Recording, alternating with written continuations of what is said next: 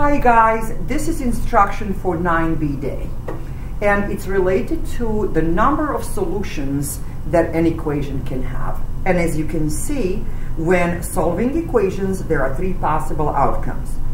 Equation can have just one solution, such in this case, if you have a number plus 3 equal 5, that number can only be 2 and nothing else. Now, what happens when you have variables on both sides of equation? Sometimes you do have just one solution, but some other times you can have, for example, no solution. And look at here, look at that example. A number plus 3 says it's equal to the same number plus 5.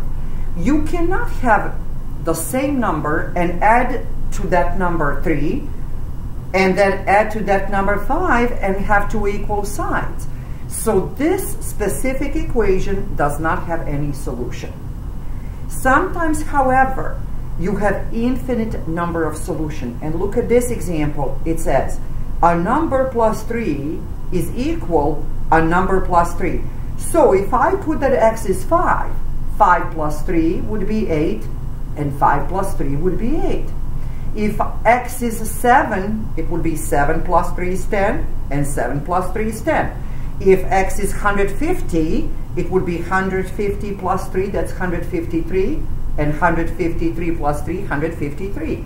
So infinitely many solutions are there. So when you are solving an equation, especially when there are two variables on both sides, you actually need to look at the possibility that you might have one solution, no solution, or infinite number of solutions. So let's look at this example.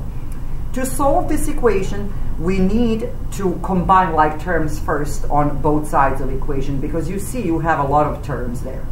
So I have here 5n plus 5n. I can combine that. I have 10n. And then I still have plus 1 there, equal. On the other side, 10n cannot be combined with anything. I simply copy. But I have plus 2 and minus 1, which will give me plus 1. Notice, these two sides are identical to each other. That would mean that I have infinitely many solutions.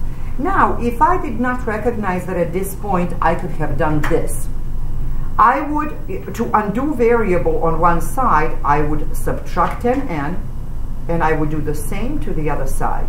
Notice what happens. 10n minus 10n cancel each other out. I have 1 left, equal 10n minus 10n cancel each other out. I have 1 on the other side. Is 1 equal to 1? Absolutely it is. If you have something like this, that's the proof that there is infinite number of solutions. So that's what you put. Infinite number of solutions. Now look at this one here. So we can again combine like terms. 2k plus 3k would give us 5k, and then we still have plus 1 equal. On the other side, we cannot combine anything, we simply copy. Now, in order to solve it, we would want to cancel one variable. So let's say we do 5k minus 5k and minus 5k. 5k minus 5k, that's 0, so they cancel each other out, so I have 1 left on that side. 5k minus 5k, they cancel each other, that's 0. Then I have 7 on that side. 1 equals 7. That's absolutely not possible. They're not equal to each other. So this tells you that there is no solution.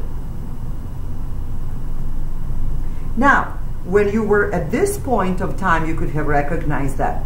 If you have 5 times, let's say k is 2. 5 times 2 is 10. Plus 1 is 11. 5 times 2 would be 10 plus 7 is 17. 11 cannot be equal to 17. And what we are saying, 5 times a number plus 1 cannot be the same as 5 times that same number, but plus 7. So that's the instruction for day 9B. besides having one solution like we've done all equations before, now you need to take in consideration that sometimes equation has infinite number of solutions or has no solution.